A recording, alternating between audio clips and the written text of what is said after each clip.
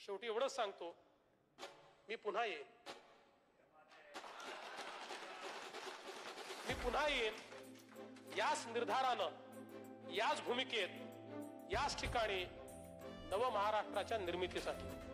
मी पुन्हा येईन गावांना जलयुक्त करण्यासाठी, शहरांचा चेहरा बदलण्यासाठी, माझ्या महाराष्ट्राला दुष्काळमुक्त करण्यासाठी, नव महाराष्ट्राच्या निर्मितीसाठी.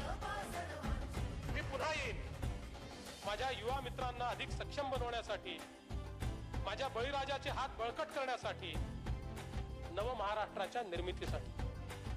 मी पुन्हा येईन याच निर्धारानं, याच भूमिकेत, याच ठिकाणी प्रत्येक व्यक्तीची साथ घेत, त्याचा हात हातात घेत, माझ्या महाराष्ट्राला एक नवीन रूप देण्यासाठी, नव महाराष्ट्राच्या निर्मितीसाठी मी पुन्हा येईन.